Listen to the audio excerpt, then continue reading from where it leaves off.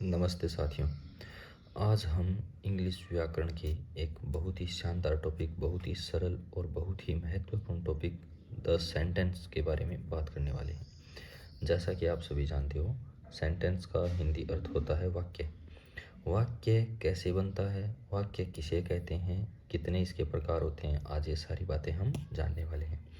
देखो, वाक्य का निर्माण शब्दों के मिलने से होता है और शब्द जब आपस में मिल जाते हैं तो उससे एक अर्थ निकलता है, और अगर अर्थ सही सही निकले तो उसे हम वाक्य कहेंगे। When we speak or write, we use words। जब हम लिखते हैं या बोलते हैं तो शब्दों को काम में लेते हैं। We generally use these words in groups। तो हम सामान्यतया इन शब्दों को समूहों के रूप में काम में लेते हैं। जैसे कि आप कोई भी एग्जाम्पल मान लीजिए, little Jack Horner sat in a corner. तो ये एक अर्थपूर्ण वाक्य हो गया, यानी इसका कंप्लीट सेंस निकलता है। A group of words like this which makes complete sense is called a sentence. इस प्रकार के शब्दों का समूह जो एक अर्थ बनाता है, एक कंप्लीट अर्थ बनाता है, तो वो वाक्य कहलाता है। अब देखिए, चलो देखते हैं काइंड्स ऑफ सेंटेंसेस। वाक्य के प्रकार कितने होते हैं? तो वाक्य मुख्य रूप से 4 प्रकार के होते हैं।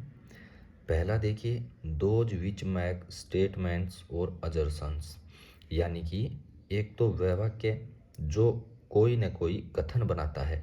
जैसे Humpty Dumpty sat on A wall. तो हम्प्टी डम्प्टी हैं, वो दीवार पर बैठे थे, तो इससे एक अर्थ निकलता है, यानी ये एक कथन है। सबसे पहले इसका अर्थ निकला, यानी ये एक वाक्य है और ये किसी भी प्रकार का कोई कथन है, अजर्शन है, डिक्लेरेशन है। Those which ask question. दूसरा टाइप देखिए, दोज विच आस्क क्वेश्चन, यानी कि जो प्रश्न पूछते हो, तो ऐसे वाक्य क्या कहलाएंगे? प्रश्नवाचक, interrogative. Where do you live, आप कहाँ रहते हो? तो इससे कोई ना कोई प्रश्न का आभास होता है, कोई ना कोई चीज़ हम पूछ रहे हैं, तो ये इंटेरोगेटिव सेंटेंस है। तीसरा टाइप देखिए, those which express commands request and entreaties. तो ऐसे वाक्य जो कोई ना कोई कमांड को एक्सप्रेस करे, कोई आदेश दिया जाए, कोई रिक्वेस्ट की जाए, या फिर कोई याचना की जाए, कोई रिक्वेस्ट हो, हम्बल रिक्वेस्ट हो। एंट्रीटीज का मतलब होता है हम्बल रिक्वेस्ट। इस प्रकार के वाक्य इंपेरेटिव वाक्य कहलाते हैं, यानी ऐसे वाक्य जिनमें हम कोई कमांड दें, हम कोई रिक्वेस्ट करें, तो ऐसे वाक्य होते हैं इंपेरेटिव, आज्ञावाचक वाक्य।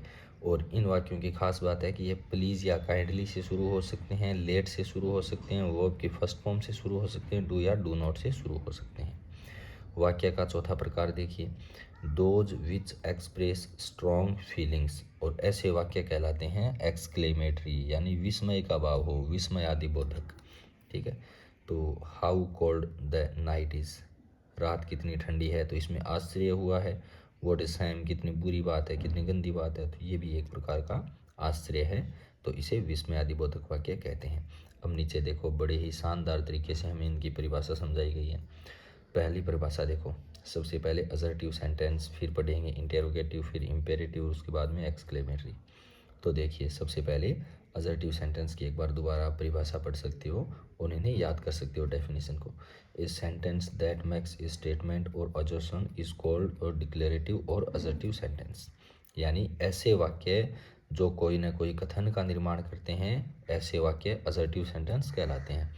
इंटेरोगेटिव आप जान गए होंगे। दूसरा, ऐसे वाक्य जो प्रश्नों का निर्माण करते हैं या हमें प्रश्नों का आभास करवाते हैं, कोई चीज़ पूछी जाती है तो इंटेरोगेटिव सेंटेंस कहलाते हैं। तीसरा देखिए, a sentence that expresses a command और an entity is called an imperative sentence. ऐसे वाक्य जो कोई कमांड को एक्सप्रेस करते हैं, कोई आदेश को व्यक्त करते हैं, तो ऐसे वाक्य आज्ञावाचक यानी कि इंपेरेटिव सेंटेंस कहलाते हैं। ए sentence that express strong feeling is called N exclamatory sentence.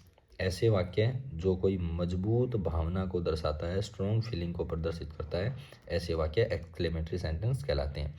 और आपको एक बात बता दी जाती है कि exclamatory sentence what, how, hurrah, alas आदि शब्दों से शुरू होते हैं। ठीक है, धन्यवाद।